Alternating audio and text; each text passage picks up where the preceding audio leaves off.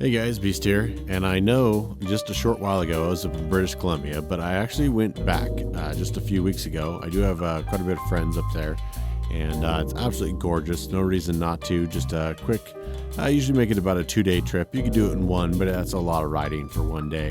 So generally I stop in Seattle, see some friends, and then head on up. Now, I sort of had to start making my way back south for a couple of reasons.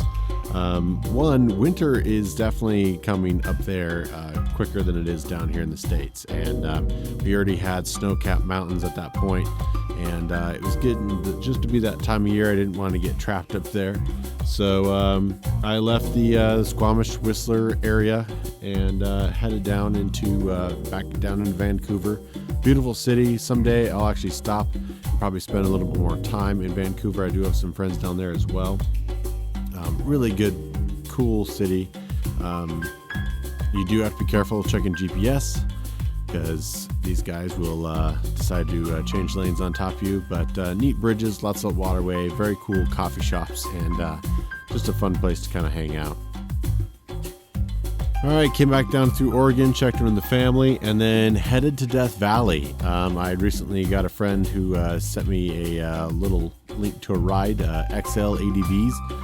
We're having a little gathering of sorts down in Death Valley, and I'd never been to Death Valley, and I figured, you know, what perfect way to avoid the rain and the snow of British Columbia and the Pacific Northwest than to head down south to Death Valley.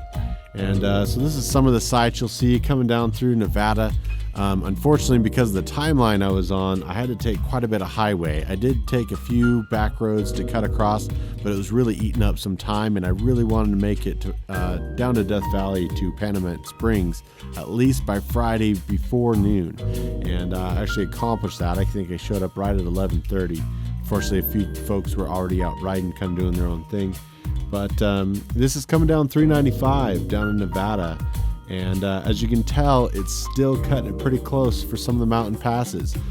Even coming through Washington, all the mountain passes I came across, I think snow is right at the level of the highway.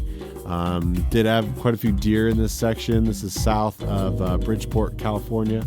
I was definitely cutting it close. It was definitely chilly, and we'll go over some of the gear that I sort of used to fight the cold. I don't have all the expensive heated stuff like you could probably use in this sort of situation.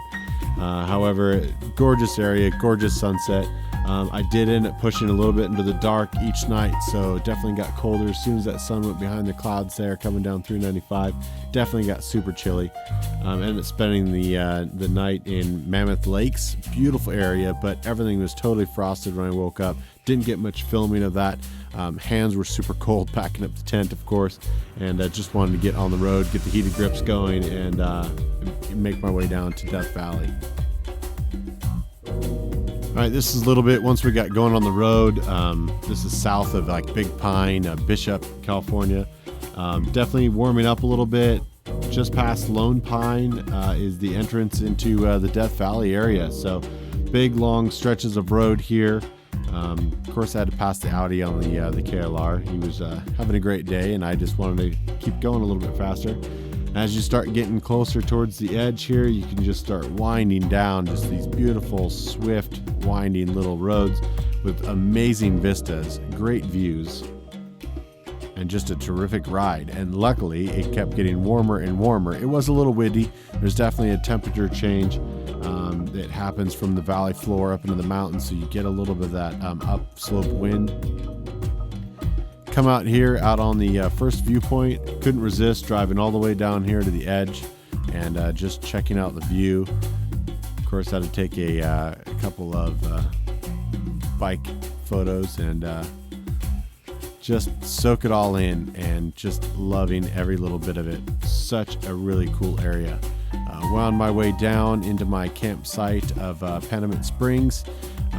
If you're going to go down there and you have the opportunity to, it's a great spot. It's only $10. Lots of stuff is just minutes away from that area. There is a general store and gas there. Be aware that the gas is quite expensive. I think it was about $8 a gallon. The folks at the general store have a great beer selection. It is a little hefty. They're usually around $6 to $10 for a tall 22-ounce beer. However, there's some great stuff like the 395 IPA, one of the local favorites there in camp, and really had just a great time. We'll continue on to another video.